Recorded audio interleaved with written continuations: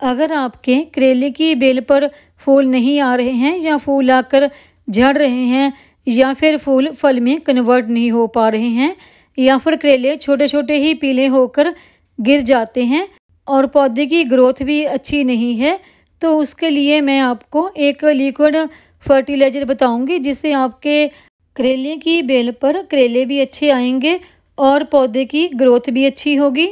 तो उसके लिए आप मेरी वीडियो को बिना स्किप किए पूरा ज़रूर देखें।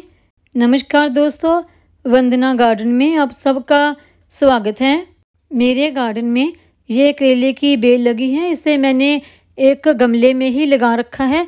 तो देखिए इसकी ग्रोथ काफ़ी अच्छी हो रखी है और देखिए इसमें करेले भी काफ़ी लगे हुए हैं। करेले की इस बेल को मैंने गमले में ही एक मचान बनाकर उसके ऊपर चढ़ा रखा है।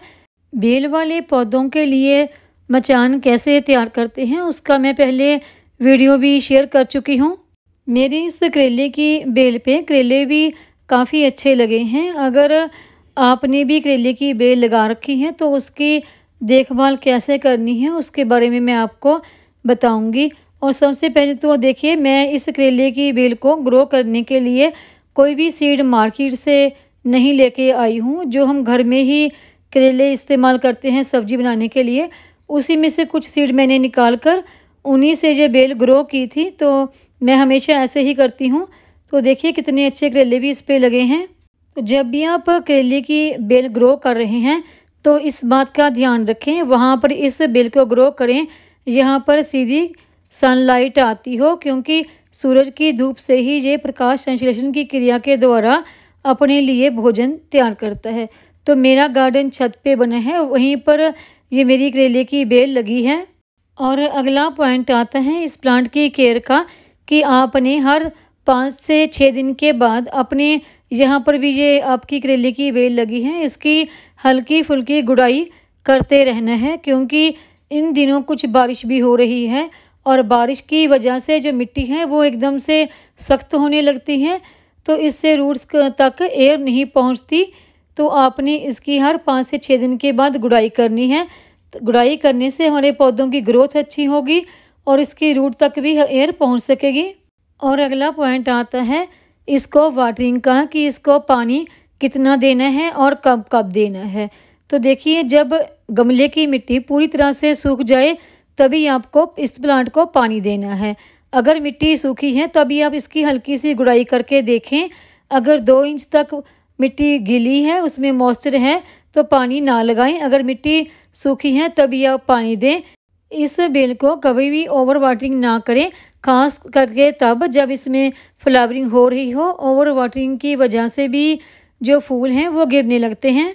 देखिए मेरी इस करेले की बेल पर काफ़ी सारे करेले लगे हैं, तो मैं इसको कौन सी फर्टिलाइज़र देती हूँ उसके बारे में भी मैं अभी आपको बताती हूँ। अभी मैं आपको करेले की एक बेल के लिए ही फर्टिलाइज़र बनाकर दिखाऊंगी। अगर आपके पास एक से ज़्यादा करेले के प्लांट हैं तो आप दुगनी मात्रा में फर्टिलाइज़र तैयार कर सकते हैं। मैं अपनी करेले की बेल पर बर्मी कंपोस्ट या फिर सड़े हुए गोबर की खाद से तैयार फर्टिलाइज़र उसका तो इस्तेमाल करती ही रहती हूँ, लेकिन आज जो फर्टिलाइज़र आपको बताऊँगी वो अलग है।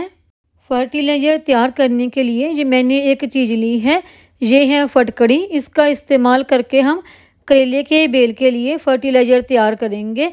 इसकी कितनी मात्रा हमने और कितने पानी में इस्तेमाल करनी है वो भी मैं आपको बताऊंगी।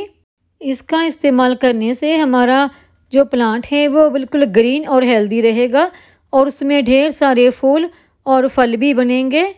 फिटकड़ी हमारे गमले की मिट्टी को एसिडिक बनाती है और जो मिट्टी का पीएच का लेवल है उसको मेंटेन करके रखती है। तो चलिए अभी हम फटकड़ी से फर्टिलाइज़र भी तैयार कर लेते हैं। ये फर्टिलाइज़र मैं अपने एक बेल वाले प्लांट पर इस्तेमाल कर रही हूँ। तो उसके लिए ये मैंने 500 ml यानी कि आधा लीटर पानी लिया है। अगर आप 2 प्लांट के लिए तैयार कर रहे हैं तो पानी की मात्रा डबल कर सकते हैं। तो इसमें डालने के लिए जो फटकड़ी लेनी है वो एक प्लांट के लिए आप 3 से 4 ग्राम ले सकते हैं, इतनी काफ़ी होती है। फिटकड़ी को हमने पानी में अच्छी तरह से मिक्स कर देना है ताकि ये पूरी तरह से पानी में घुल जाए। देखिए फटकड़ी का टुकड़ा पानी में अच्छी तरह से घुलना शुरू हो गया है। पानी का कलर चेंज होने लगा है, बिल्कुल दुधिया से कलर का ये पानी हमारा हो गया है। और अब ये करेले की बेल में देने के लिए हमारी लिक्विड फर्टिलाइज़र बनकर तैयार हो गई है। आपको भी अपने करेले की बेल से ज़्यादा फूल और फल लेने के लिए इसी तरह की लिक्विड फर्टिलाइज़र बनाकर तैयार कर लेनी है। अभी हम इस फर्टिलाइज़र को अपने करेले की बेल को देते हैं। फर्टिलाइज़र देने से पहले हमने अपने गमले की मिट्टी की अच्छी तरह से गुड़ाई कर लेनी है। और ये गुड़ाई हमने जो हमारी प्लांट की रूट है उससे थोड़ा दूरी पर ही करनी है। तो देखिए कल हमारे यहाँ बारिश हुई थी, जिसकी वजह से हमारे गमले की मिट्टी काफ़ी ज़्यादा गीली है। जब भी आप अपने किसी भी प्लांट के लिए, चाहे वो बेल वाला हो या फूलों वाला या सब्जियों वाला, उसके लिए मिट्टी तैयार कर रहे हैं तो मिट्टी हमेशा भुरभुरी ही तैयार करें, जैसे कि मेरे इस गमले की मिट्टी है देखिए। और देखिए फिटकड़ी भी पानी में पूरी तरह से मिक्स हो चुकी है। फर्टिलाइज़र देने से पहले एक बार फिर से इसे अच्छी तरह से हमने मिक्स कर लिया है। तो अभी हम इस फर्टिलाइज़र को अपने करेले की बेल में डाल देते हैं। जो भी आपने अपने बेल वाले प्लांट के लिए या किसी भी प्लांट के लिए फर्टिलाइज़र देनी है तो हमेशा बदल बदल कर ही दें। एक ही फर्टिलाइज़र बार बार अपने पौधों पर इस्तेमाल ना करें। इस फर्टिलाइज़र को हमने अपनी करेले की बेल में डाल दिया है। तो इस फर्टिलाइज़र को अगर एक बार आपने इस्तेमाल किया है तो दोबारा आप 1 से 1.5 महीने के बीच में फिर से अपने पौधों पर इस्तेमाल कर सकते हैं। और इसको इस्तेमाल कितना करना है मैं एक बार आपको फिर से बताती हूँ। अगर आपका एक करेले की बेल का प्लांट है तो उसके लिए आप आधा लीटर यानी कि 500 ml पानी और उसमें 3 से 4 ग्राम फिटकड़ी का इस्तेमाल कर सकते हैं। अगर आपकी बेल 1 से ज़्यादा है तो आप इस फर्टिलाइज़र की मात्रा भी दुगनी कर सकते हैं। हर महीने से 1.5 महीने के बाद इस फर्टिलाइज़र को इस्तेमाल करने से आपके पौधों की ग्रोथ अच्छी होगी, उनकी जो पत्तियां हैं वो भी बढ़िया ग्रीन रहेंगी और उसमें ढेर सारे फूल भी आएंगे और वो फूल फल में कन्वर्ट भी होंगे।